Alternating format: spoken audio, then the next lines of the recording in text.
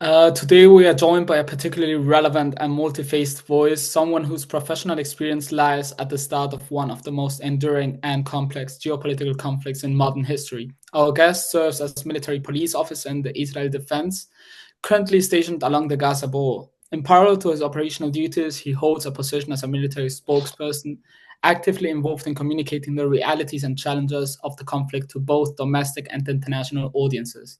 This conversation does not seek to explore tactical operations or sensitive security matters. Rather, our goal is to engage in a broader and more thoughtful discussion, one that focuses on the human, ethical, psychological, and political dimension of military services in a highly polarized environment. We aim to better understand how someone in his position navigates the dual responsibility of enforcing security on the ground while also representing the broader institutional voice of the military to the public. Throughout this interview, we will explore the key topics such as emotional and moral complexities of services in conflict zone, the role of military communication in shaping global perception, and the often overlooked intersection between military realities and international relations. We will also hear his personal reflections on the nature of the conflict, how he believes it's portrayed abroad, and what is, in his view, are the prospects for long-term stability, coexistence, and peace. This is not just an interview, it's an invitation to listen carefully, to move beyond headlines and statistics, and to understand through one voice the deeply human dimensions of a conflict that continues to shape regional global dynamics. Thank you for being with us today. Let's begin. So So first of hello, all, I Alon. want to tell that I'm speaking in my name, not in name of the army, not in name of my government, not in name of my country, in my name as a 25-year-old man or adult that now is living a situation that's really hard to understand. Also living inside a situation hard to understand it. But again, I'm speaking only about the stuff that I saw with my own eyes, things that I did with my own hands, and what I believe in. Thank you. Great, Alon. Thank you for telling us that. Of course, you're not going to speak in behalf of Israel. You are keeping it as a personal sort of opinion. So something that we've been checking is that Israel has been one of the main points of this war. It has been national security. And we wanted to check some background and motivation. And the first question we want to start with is how would you define personally, as you being an Israeli citizen, the national security of Israel? How would you define it? Coming, like talking regarding the Gaza war conflict, how does that relate to national security inside Israel? Okay, so for me, national security, I divided in three different points: economic security, social security, and military or like go in the street security. I can put that name over it. First of all, in Israel, we have a really strong economy. Our economy is not struggling. We have a lot of money. We are okay with the stuff that's going around. We have enough money and resources to support our state for a lot of years to come. So in an economic way, yeah, we have having a raise of taxes that is affecting the economy, but we're not in a bad point. We have almost no inflation. The prices are getting a little bit up, but no in a way that I can tell we have a economical problem in Israel. After this, we have the social security. Here we have a really big issue in Israel. The Israeli society is divided and it's really polarized in different small societies inside one big society. We have the Jewish society and the non-Jewish society. In Israel, 25% of the population are Muslims, Arab Muslims, with equality of rights. They study with us, work with us. There are teachers, doctors, lawyers, whatever you want. But we're still having a slight divided society. The Arabs and the Jews inside Israel, we coexist and we convive. But I take the social issues inside the Jewish communities.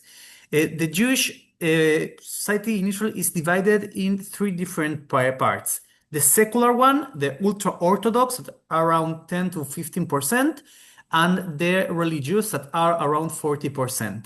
The majority of the social issues inside Israel are not between Arabs and Jewish, are inside the Jewish society. We say that the Orthodox, ultra-Orthodox, maybe you know them by the movies, black hairs with the hairs. So yes, they're Yeah. Jewish, but they're ultra-Orthodox Jews. they don't want to go to the army, they don't want to join the social issues inside Israel, and they see themselves as an external part of Israel. They don't see themselves as part of this general society. Here we have a really big social issue it's the need of more people joining our society inside our society. And we have now the security issues. For me, security in a military way is that I can go in the streets without not being afraid of getting a missile, a rocket over me, or getting inside a terror attack. That's security for me. I want to tell that I feel safe in Israel. I used to live in South America. I go a lot to Europe and to America. And the truth is that I feel much safer here in Israel than in every other place of Europe or South America. In Israel, you will never get like a assault, you call it, no? Yeah? Like someone comes with a knife, give all your money, Assaulted, give yeah. your stuff, assault. In Israel, it doesn't exist. It's something that is never happened here. It's not part of Israel. You can't find it. As a woman, you can go alone 3, 4 in the morning, in the night. Nothing will happen to you. It's a really safe place to be. And this is also part of the security for me.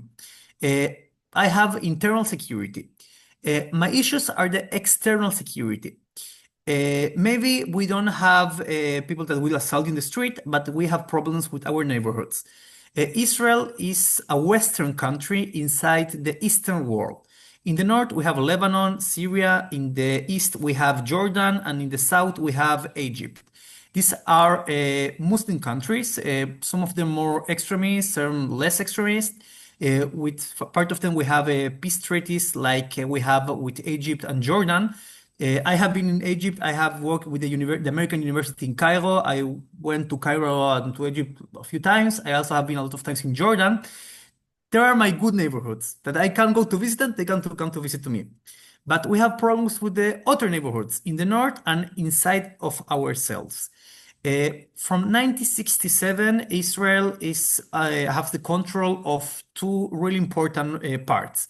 The Gaza Strip, that was part of Egypt before the Six-Day War, and the Western, we call it Yehuda and Samaria, is all the West Bank, as maybe in the international media you know it. So we have almost 2 million Palestinians living in the West Bank and another 2 million Palestinians living in the Gaza Strip. Together with them, we have 2.5, almost 3 million Arabs, Israeli Arabs, living inside the border of Israel. So our security issues are with them. Why? I can live in peace with the Arab Israelis that live inside Israel. They have equality of rights. They can vote. They can get elected to the parliament. I live really good with them. I have almost no problem with them. We live together. My problem are with the West Bank. Why? The West Bank has been divided in 3 parts, A, B, and C. We had in the 90s a peace treaty called Camp David. Maybe you know about it. Maybe you're studying about the different issues that we have, the treaties we have in the Middle East. In this treaty between Israel, the Palestinians, Arafat, it was in this moment with Rabin, Yitzhak Rabin, we divided the West Bank and Gaza in 3 points, A, B, and C. A is under civilian and military control of the Palestinian Authority. We don't enter there. It's 100% Palestinian Authority, independence, their state. We have B, with Palestinian civilians under Israeli military control. And we have C, that is also civil and also military Israeli control. Our problems are mostly with B and C. These parts of the land are totally open. You can get in, you can get out. And there are a lot of people, really extreme people from the both sides, also from the Israeli side, also from the Palestinian sides, that use this issue to make terror attacks. At the same way that we have a lot of terror attacks coming from Palestinians from the West Bank into Israel, we also have issues with not as much as the Palestinians that came to attack Israel, but we have also Israeli colonists that attack some Palestinians' village and stuff. I try to be the most in the middle possible to bring you all the things that are happening. I know that we're not perfect. I know we have a lot of issues that also my country makes that is not good what we're doing in some points that I don't agree with them. But if we speak about numbers, more than 95% of the terror attacks in Israel, or in say, Israel and the West Bank, are caused by Palestinian fundamentalists that are part of terror organizations or work alone that choose to attack people. Most of the attacks are not with bombs or with shotguns, as you can maybe think in the movies. They can be with knives. You wake up in the morning, okay, today I want to make a terror attack because something happened. I take a knife and I go to starve a Jew or a Jewish woman or a Jewish kid or Jewish man in the street or in the bus. That's the really big issue. Because all these terror attacks, Israel needs to make better and stronger defenses. One of these defenses that we built up during the last 20 years are the big walls you can see in the movies and the news. These walls are not made up to make a party against the Palestinians. No. These walls, the objective of these walls is to maintain all the terrorists outside Israeli borders. We have checkpoints where Palestinians can cross. Also, Israel needs to pass checkpoints. It's not only for Palestinians, for everyone that want to go in or go out. That check that you don't have nothing like guns, bombs, knives that you can make a terror attack. Our security system is not a 100% working. It's true, we have holes in the systems, but it's making a really good job. I have Palestinian friends. I have been not once, not twice, a few times in Hebron, in Ramallah, and other places under the Palestinian Authority. And the truth is, I am really afraid of going there. The chances of me being attacked because I am a Jewish Israeli, also if I go with a foreign passport, is really high compared if a Palestinian comes to Israel. An Arab can go in the street in Israel, nothing would happen to him. If a Jew, Israeli, goes around a Palestinian city, it's a big chance he will not come back. Okay. A very interesting point here, but I think we want to concentrate more a little bit in the Gaza conflict because you brought them up a lot and you've given very good points. I'm going to say a lot because you've explained basically based entire Palestinian-Israeli conflict and not the Israeli conflict, and also a little bit of geopolitics inside the country. So I hope this actually makes some people understand. But now talking about inside the conflict, Israel is, I think the Gaza-Israeli conflict is one of the most broadcasted conflicts that there are right now in the world. This one and the Ukrainian-Russian conflict, of course. I think apart from that, these are the two most famous conflicts. So something we've been saying is that, do you as an Israeli and also being part of the IDF or the also military police as you are, do you believe that the global public opinion influences some sort of the strategies that the IDF will use in combat or in like Gaza, in combat positions? Yes, that's the question. Yeah. Or I don't hear you. I think you have refrain. a bad internet or. Do you think that the global opinion that and the news that appear in the international world have some sort of influence officials inside the Israeli army at the time to make a decision inside war?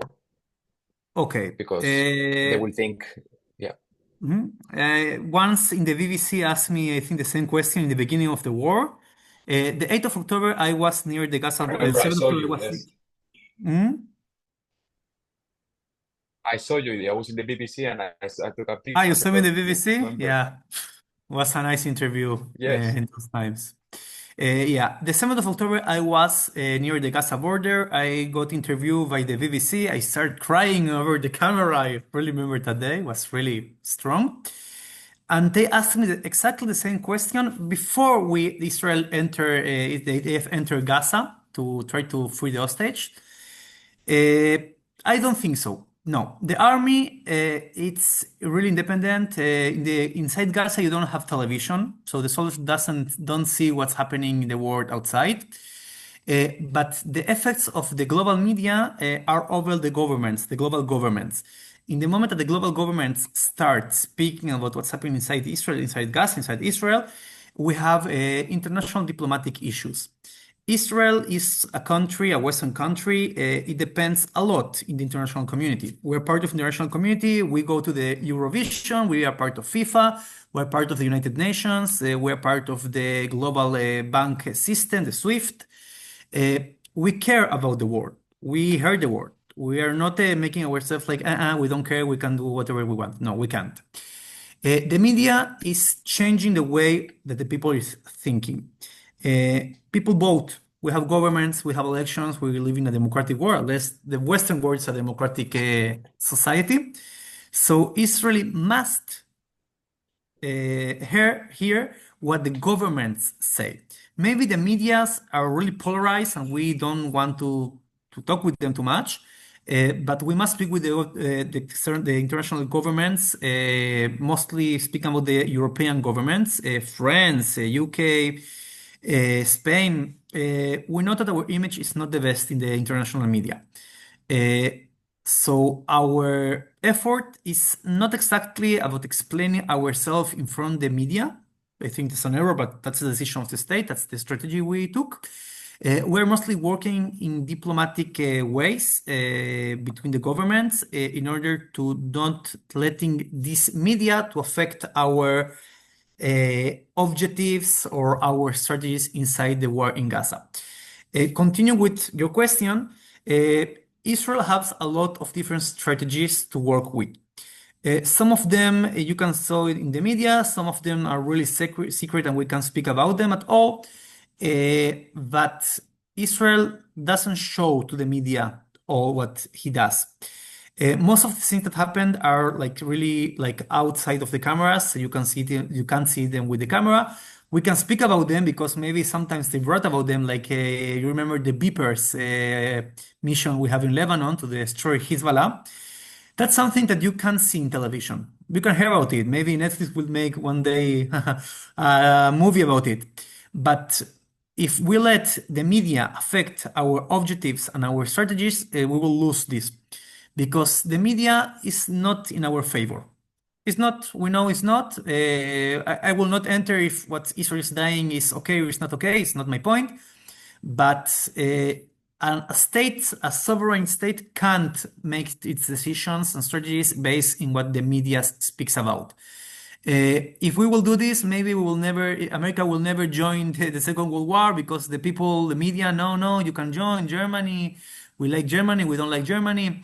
And you have a lot of examples about these things in the media, in the modern media to speak about.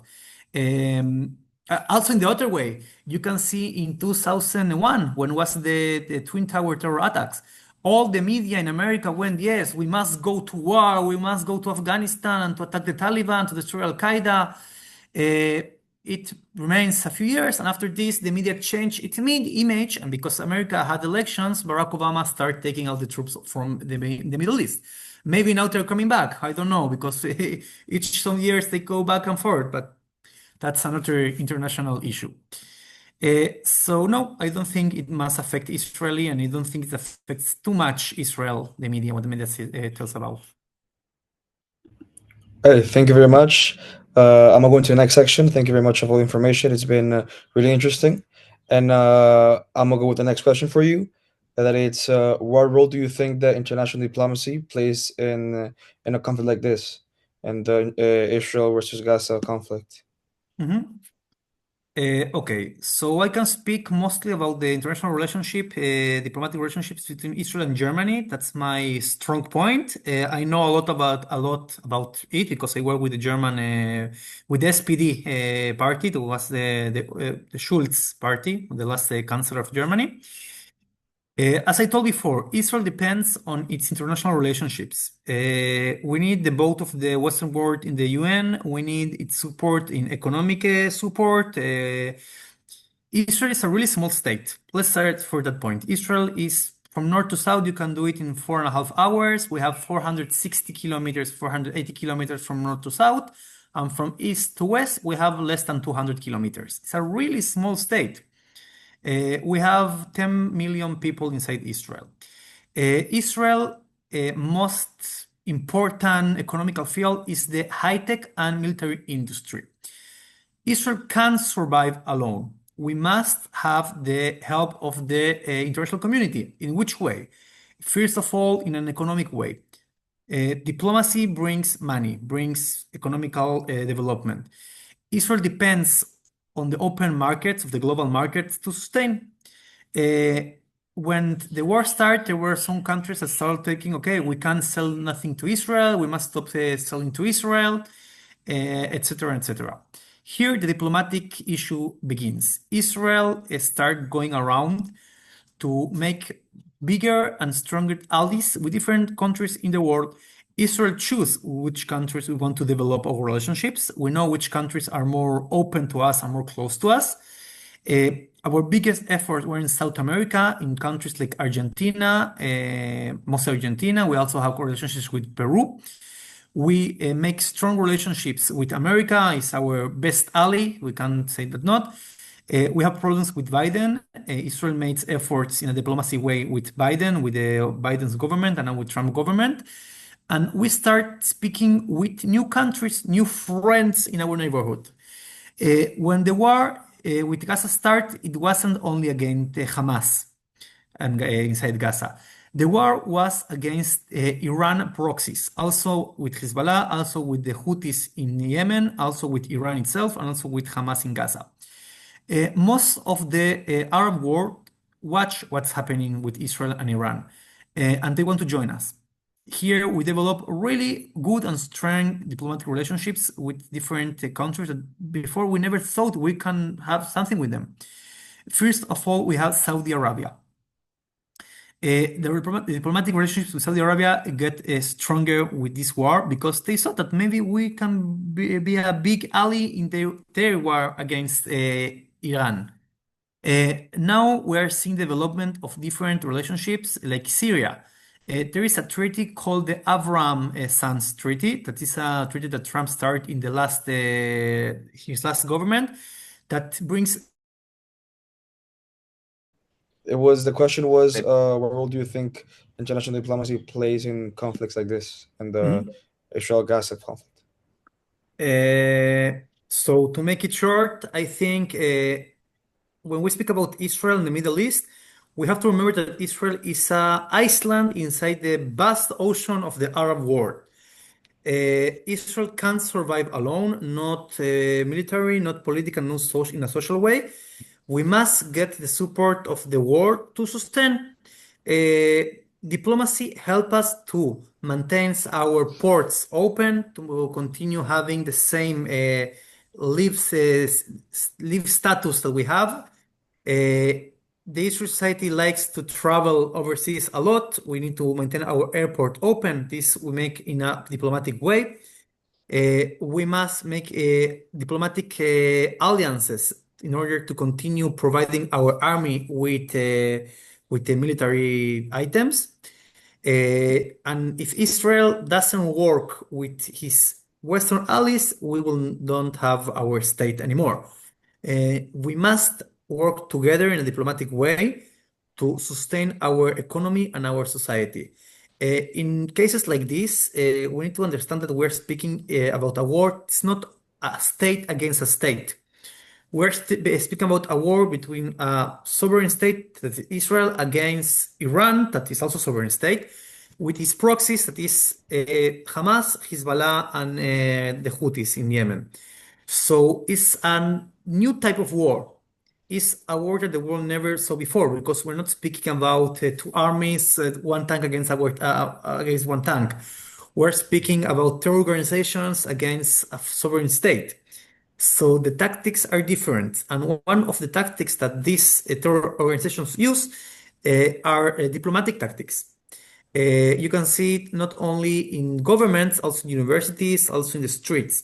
Yesterday, I saw the final of the champions. 5-0 was a really good game. And when I see Paris, the Paris people there, I saw a lot of Lebanon flags and Egypt flags and Palestinian flags, and I asked myself, this is diplomacy. This is the effect of diplomacy and diplomacy over the media. That I saw the final of the champions, I saw more Palestinian flags than French flags. This is a change of the way of thinking of the people, and Israel needs to work more about diplomacy to take care of its people. Thank you very much. I totally agree with you. I think diplomacy is a main actor in this problem. Thank you for everything. Now we're going to go to the next section. That's ethics and rules of engagement. And the question I want to do you in this section is, in your opinion, what improvements could be made to military training regarding ethical dilemmas in conflict zones? Okay. So ethics is a really interesting point inside wars. Wars is a non-ethic environment. At the beginning, war is not ethic. It's one person want to kill another person, and the ethics brings laws on how we can kill one each other. So I don't see war as something ethical as itself. But I also see the way that people behave inside this non-ethical issue, non-ethical wars. Uh, First of all, we have to define what is ethics for us. We're speaking now in this Zoom, we're people from the Western world. We're speaking about ethics in the Western world against ethics in the Arab world. The way we define ethics is not the same way that the Arab world defines ethics. Okay, let's start from this point. When I see a children or a mother, I think, okay, it could be my mom, it could be one, I don't have kids, but someone I know. So I give respect for life. In Israel, the most important thing is life. More than religion, more than economics, more than society is life. We give holiness to the life. But the other side, the Hamas, doesn't think the same. For them, the most important thing is the death. For them, the holy thing in the world is to die in name of something. So we have different issues about how we understand what ethic is. In Israel, we have a lot of strategies that we use every day in order to maintain our ethic level over what's happening in Gaza.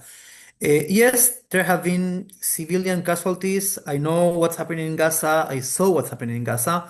I know that not everything we want to do, we're doing the right way. I know there are children and women and people that are not involved in the conflict that is getting harmed. I totally accept it. I know that it's not good what's happening there. But in war, there's still being civilian people involved, also if we don't want it. In Israel army, when you join the army, the first class, the first lesson that you got is about ethics. How we behave when we are with civilians in front of us. When I am a military, I have power over the civilians, but I can do whatever I want. I can't touch them. I can use force against them if not needed. Most of the things that we have in front of them, we don't do them. We have special units that treat it with civilian population. I am in one of these units. I treat it with civilian population, and I can tell you we have a lot of laws that engage us to be moral persons. First of all, I can tell you, in the moment I need to arrest someone, it happens sometimes. We can't do whatever we want. We can't beat them. We can't be mad at we can't do them nothing. I have to arrest them. I have to tell them what the right are and to talk to his lawyer. That's all, like a normal arrest. We have our prisons, the jails in Israel. When you're a terrorist, you will go to jail. Our jails are a really big issue in Israeli society of Israel because we believe that we're giving them too much things inside the jail, too much rights inside the jail. I think it's okay to give them rights inside the jail because we are a democratic state. We can't be like Russia that they can kill you in jail if they want. No, it doesn't work like that. I think we need to take care more about ethic issues. The last 2 years have been really hard for us in ethic issues, in matters, because we remember what happened the 7th of October. I have really good friends that were murdered in the Nova Party, the 7th of October. And each time I am in contact with the Palestinian population, I think in my head, okay, but maybe they're terrorists, maybe they want to kill me too. And I must make the difference between Hamas and the Palestinian people. My war is not against the Palestinians, it's not against Gaza, it's against Hamas. And here is the important point that Israeli makes, the difference we make. We try to take care of the Palestinian people. We are entering with humanitarian aid, not from now. We have a few times. We don't show it in the media because in political way it's not good for our government to tell to our population that yes, we're giving help to the Palestinians. But Israel doesn't want to kill Palestinians. We don't want to make them damage. But in the moment that Hamas use all these civilian infrastructure, hospitals, streets, roads, houses, we must attack Hamas. We have different systems in order to tell the Palestinians we're going to attack one place. One of them it's called Akesh Bagag. It's in Hebrew. Akesh Bagag is like making knock in the roof. That before we're going to attack a civilian area, we're first of all telling them, okay, get out from this area. We don't want you to take nothing about harm of our attack. And after this, before we bomb a building or some place that we need to bomb, we send a really small bomb that makes noise. So the people knows that they must leave now before Israel attacks Hamas. That's most of the stuff. Okay, great point on ethics. You went more into depth in it. I liked it. Mhm. And now we want to talk a little about the psychological dimension that this war has given. Mhm. Like for the Israeli population, as the October 7th was basically like the Israeli version of the 9/11, would you feel like that such a terrorist attack has such a psychological toll in the entire like in the Israeli population? Sorry, Mhm. what do you think is the psychological toll in appropriation? No, hard question. This society lives in a constant trauma, a generational trauma, not from the 7th of October. We're speaking about the Holocaust, 80 years ago. Uh, a big part of the Israeli society are families of Holocaust survivors or people that were murdered in Auschwitz, in Germany, in Poland, in Europe. And for us, the Holocaust is still being a big, big trauma. Yeah, my family wasn't in the Holocaust, but I know that a lot of things that happened in the Holocaust and affect our society are affecting me. We can speak about the issue of the food. In Israel, the food is a huge issue. If you can see an Israeli eating, you will see that he puts all the food he can in his plate and start eating fast. It's a generational trauma that happens with us. It's really hard to understand it being outsider, but it's something that really affects us. It's not the first war we have in Israel. We had a lot of wars, I think 7 or 8 wars through the years. Our state wake up from the Holocaust and we continue fighting each day in order to continue being here. This war was different. Why? Because we didn't thought that we are so easy to attack. Was really easy to enter Israel the 7th of October. Our army didn't work good. We didn't have defenses. The wall that we thought it's defending us, it didn't work. So we have a double trauma. First of all, because we saw that our army collapsed, that we can't defend ourselves. And the second thing that we saw are all the hostages. Yeah, as I told you before, in Israel, we sanctify the life when our enemies sanctify the dead. Different concepts. For us, having to now our 58 hostage, it was more than 250, was really, really, really shocking. I remember when this war started, I still having dreams about this day, and as much of society does too. When the war started, every Israeli woman or man that could do something for the state moved to the south, moved to the north to help because we didn't have an army. I drove troops from my city into the border with Gaza in order to defend the village, the kibbutzim, the agriculture. Kibbutz is like agriculture community we have in the south. I moved troops by myself. No one told me because there were no orders. And from that day, the society changed. Now we are much more paranoid. We're all the time watching what's happening around us. We get much more connected one with the other. We understood that we depend of the help of the other, of our neighborhoods. And we start not believing the other side. If before the 7th of October, I can tell about myself, I really believe in a two-state solution. I really believe that the Palestinians must have their own state. If you ask me now, I'm not sure. I think that maybe we can't give them a state because if we give them a state, something like the 7th of October will happen again. Most of us stop believing that we have a partner to make peace in the other side. That's part of the trauma we have, a psychological trauma. Other way that we can see it is the PTSD. Israel has a lot of PTSD cases, much more than ever before, but the state is trying to make the best with this issue. We are having a lot of psychological help inside the country for free. If you were in the army, of course, but if you were near Gaza, you get psychological aid for free. In the beginning of the war, I got almost 2 months that each day I had 1 hour with a psychologist that I spoke with her. And this help is not only from Israel.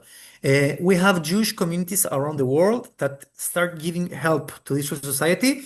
I speak Spanish, so the Jewish community in Argentina built up a project. It's called the Psychotherapies for Israel.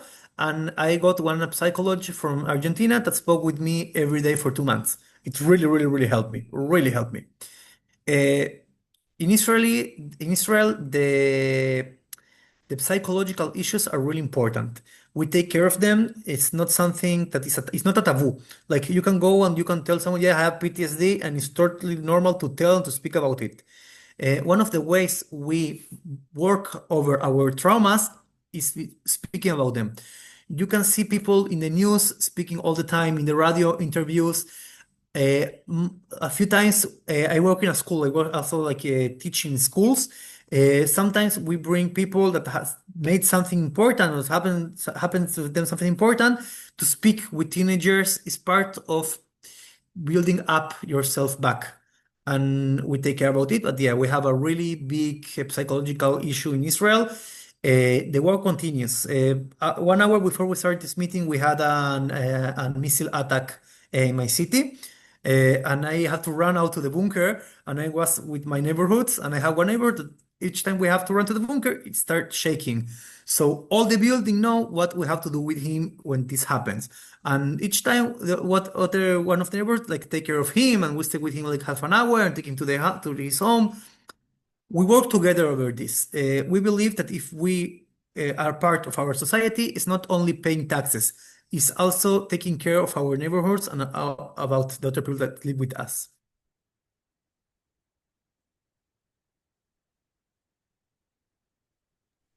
Okay, thank you. And then, well, last question. What is your perspective on the possibility of like a coexistence between Palestine and Israel in the future? Okay, if you ask me today, 1st of June 2025, I don't have a good answer for you. No idea. I don't think can coexist as the way we thought about it before. If before the war we spoke about a two-state solutions, I hardly see it now because I know my society will not accept it. I don't like Netanyahu. I don't support the government. I can tell you openly, we live in a democracy. I don't like my government. It's totally okay to say it here. But I know that much part of our society will continue voting to the left parties, to the right parties, sorry. Not because we believe in them, because we now in this moment we don't believe the other side. We don't believe the Arabs. We saw what happened the 7th of October, and we believe that if we give them their own state, it will happen again, again, and again.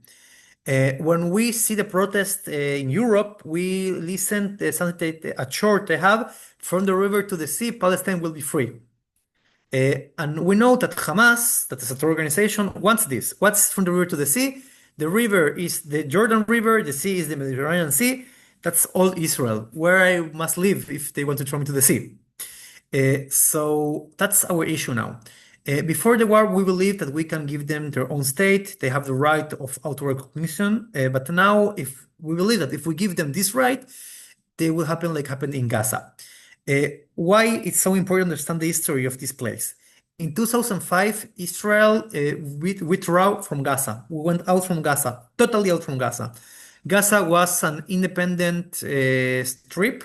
No Israeli presence inside Gaza, no civilian, no military, no economic presence inside Gaza. And Hamas, instead of building Singapore in Gaza, because they have really good beaches, they're a really good place to be, they decided to build up tunnels to throw attacks and to build up rockets and to attack Israel. So if we give them once the right to have their own state and they choose to take everything they have to attack us, what stops them from taking their new Palestine state to take everything they have to attack us again? That's the issue, that we don't believe them and they don't believe us. It's okay. It's for both sides. Okay, thank you so much. Now a quick conclusion to all this interview. Basically, we've had the opportunity to hear from someone who stands at the crossroads of military service and public communication. This has offered all of us a very rare and valuable perspective from inside one of the today most complex conflicts. Throughout this reflection, we've gained insights not only into the realities of on the ground, but also in the ethical dilemmas, emotional weight, and international perception that shape them. This testimony reminds us all that behind every conflict, there's always individuals. Thank you to our guests for your openness and clarity today. And thank you so much. Until next time. Thank you so much. Thank you so much.